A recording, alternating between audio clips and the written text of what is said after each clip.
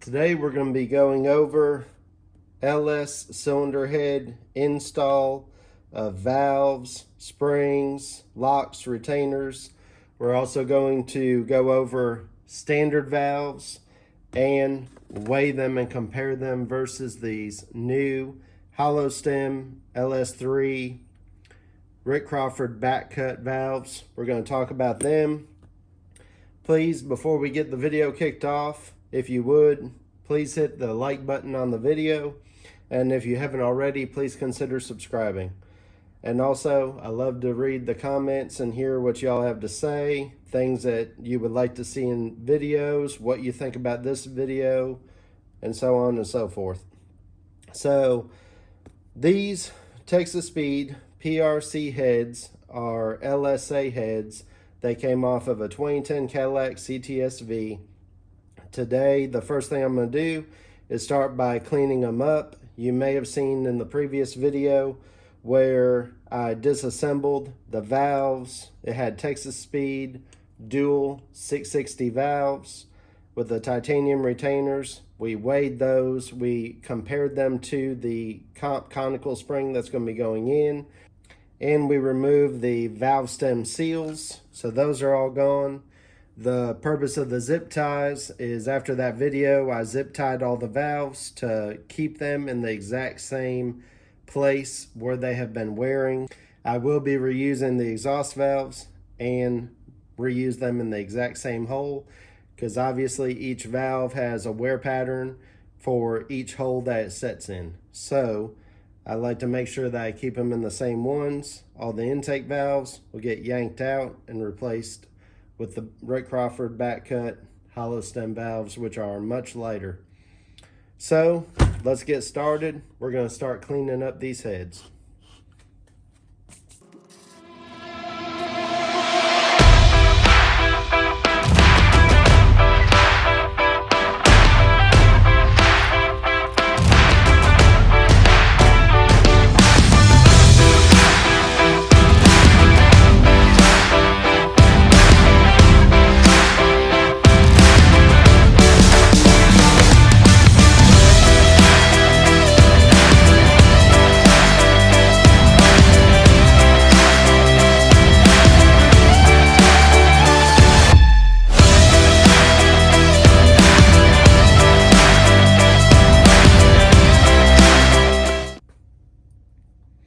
All right, so now we got our head pretty well cleaned up.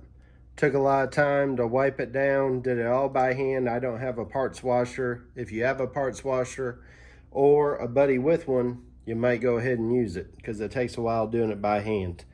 Been working a lot also on the bottom side, cleaning up all the gasket surface, getting it nice and clean.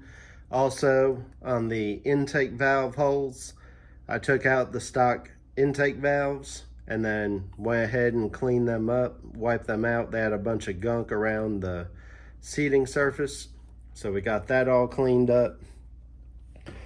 Also pay a lot of attention to dirt and debris in your spark plug holes, in all the spots where all of your head studs, nuts, washers, all that's going to go. Clean all that out good. I wiped a bunch of this out by hand, sprayed a bunch of braking parts cleaner in it, so that's all good and cleaned up.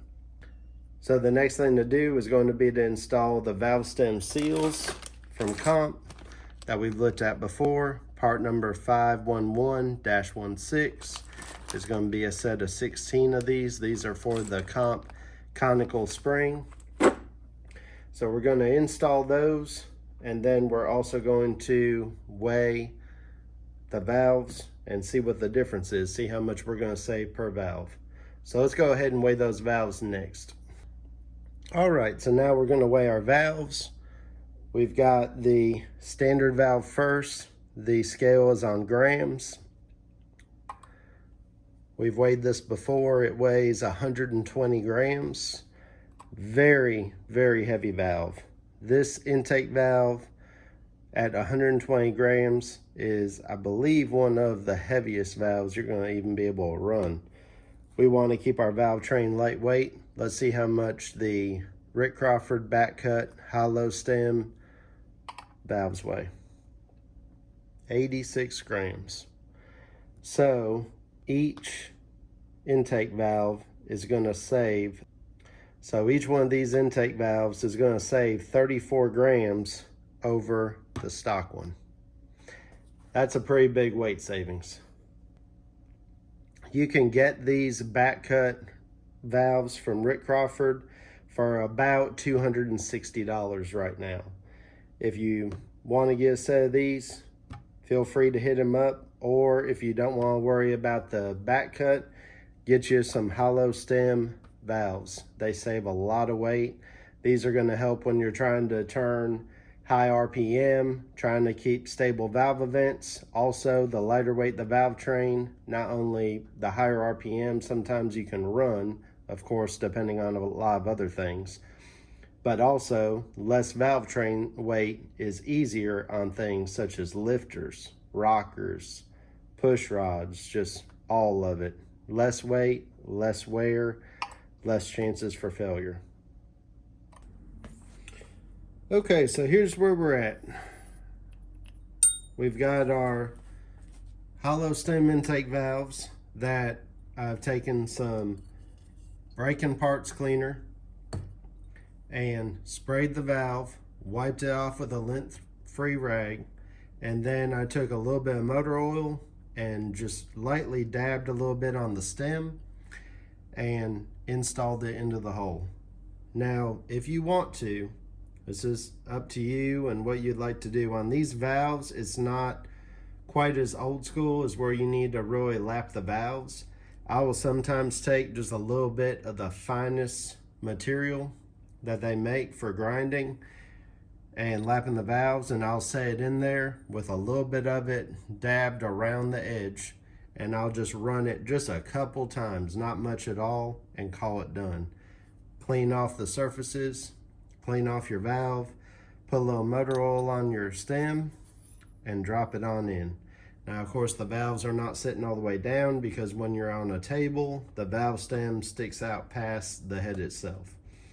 So now we have all the valves set in place where they're going to be. So now we're going to move on to installing the valve stem seals. Okay, so I've got out 8 valve stem seals.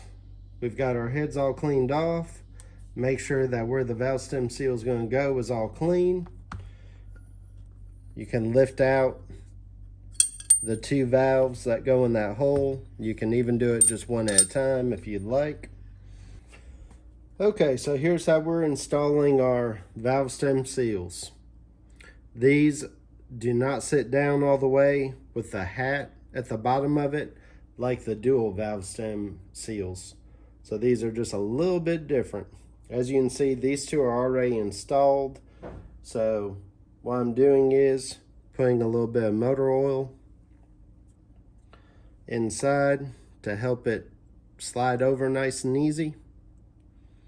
And then also putting a little bit of motor oil where it's going to slide over at. And then kind of line it up by hand. I'm taking a 7/16 socket and a hammer. And you want to line it up by hand. Look at it from the side and get the angle just right. And then you're just gently going to tap down on it.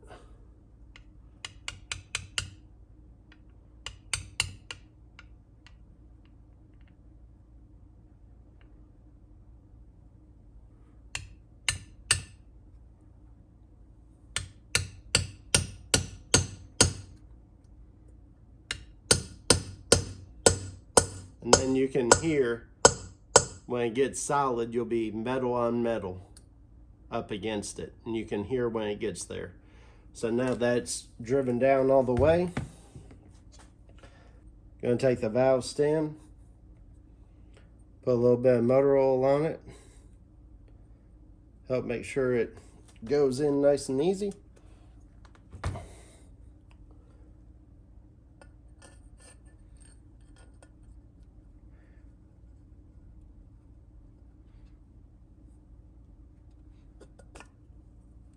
There we go. Push it up and in. If you're worried about holding it, I can put my zip tie back on it. I'll make sure I keep it right there. All right, let's do another one. Do it again. Motor oil inside the new seal. Motor oil around where it's going to go on at.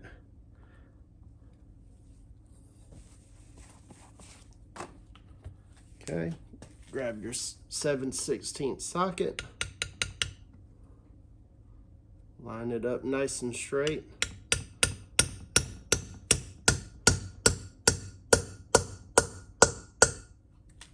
There it is. Okay, and then we're going to take, I lay down my valves in order so I know which one goes in which hole. Put a little motor oil on the valve.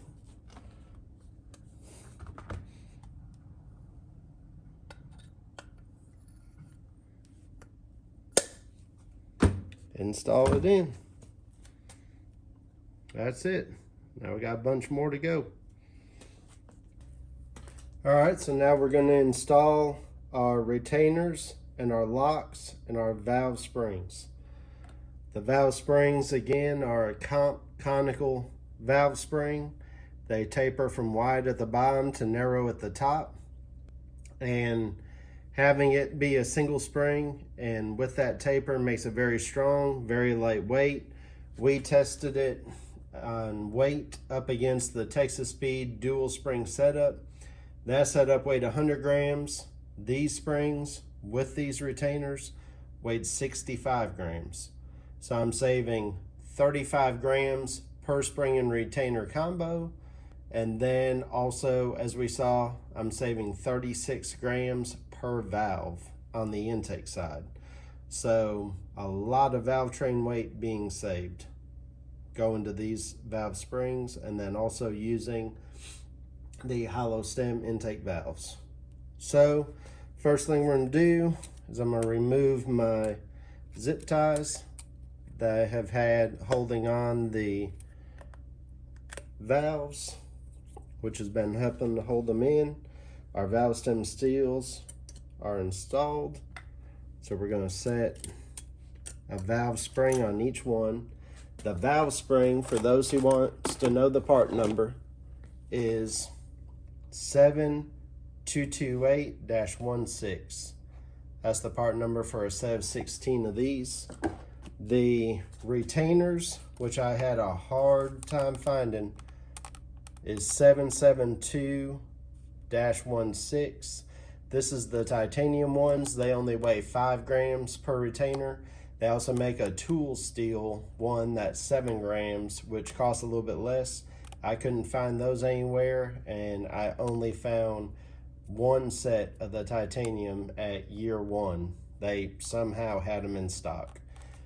So I was able to get those. The locks, the part number for those is 623-16 for a set of 16 locks. All right, so we've got our valve springs. I already cleaned all the valve springs and all the retainers up. If you see anything, wipe them off. Make sure all your parts are clean. These titanium retainers are extremely lightweight. Sometimes you can rotate the conical spring to where it looks like it's going to work best for you to line up your locks later on. This is the same valve spring compressor tool that we used back when we were removing them. So these two bolts go in where the rockers are going to go. They just get started down in here. This is going to sit on top of your valve springs, which is going to compress them.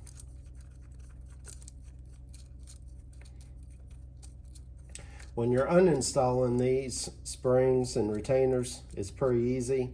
When you're trying to line them up to get the locks in, it can be a little bit more tedious and difficult.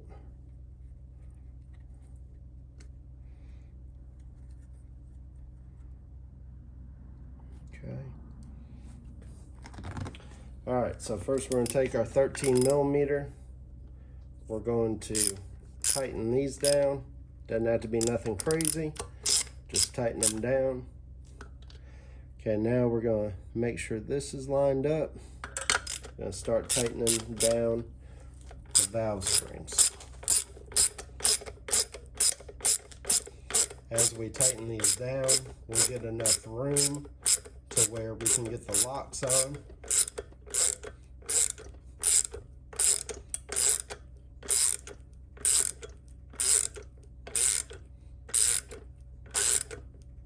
Okay.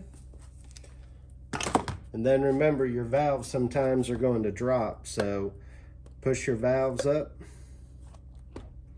All right, I'm gonna grab 4 locks.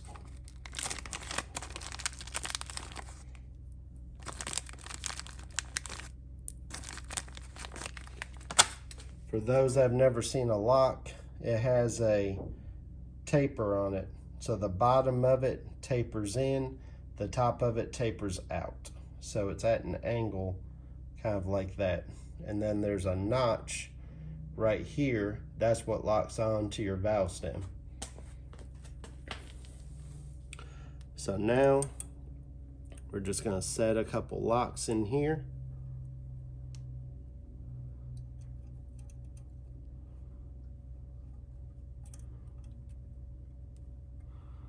Like I said, it is definitely a tedious process.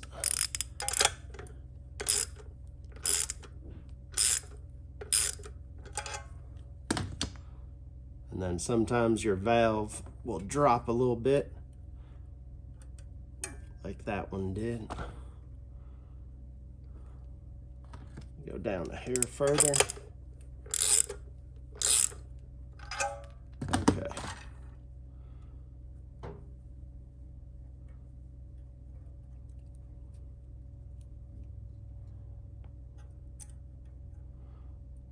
Your goal is just trying to put that tapered end down in there and then get the lock. And then you want to get the lock to where it sits down in. If you need to, you can move the valve a little bit over.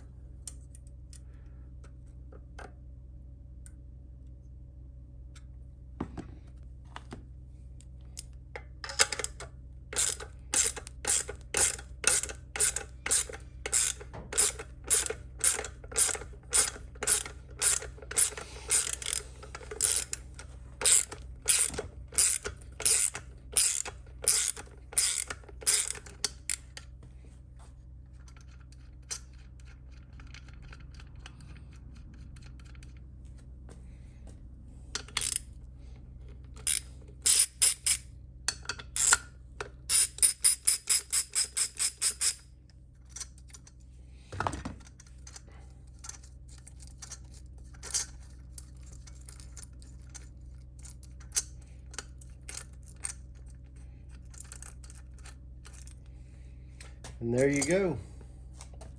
As you can see, it takes a lot of playing with the locks and trying to get it just right, along with that compressor tool.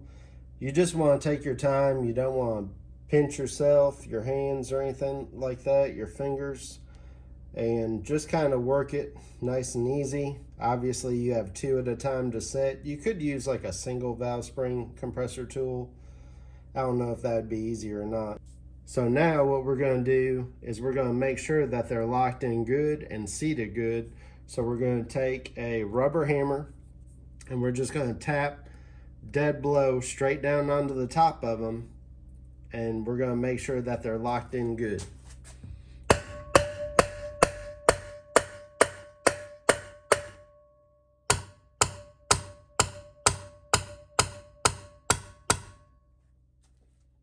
All right, so as you can see, we can tap on them with a rubber hammer and they're seated good. They didn't fly off.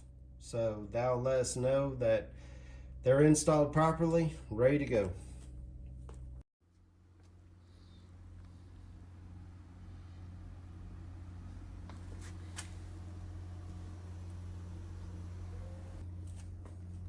So now Both sets of heads are fully assembled with the conical valve springs, the titanium retainers, and the comp locks.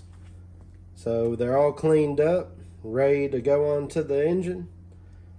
I hope that y'all enjoyed this video. I hope y'all learned a little something maybe, or at least enjoyed watching. Please hit like on the video, please subscribe, and please comment. Let me know what you think. I'm curious. Let me know what valve train setup y'all are running. But again, just to summarize, I saved 35 grams on every single valve spring setup on every valve, and then I saved an additional 34 grams on every intake valve, on all 8 of those. So on the intake ones, I saved 69 grams on every intake setup. That's a lot of weight to save on valve train. So anyways, y'all might consider doing this as well on one of your builds, or not, to each their own. So anyways, I hope you enjoyed it. Catch y'all in the next video.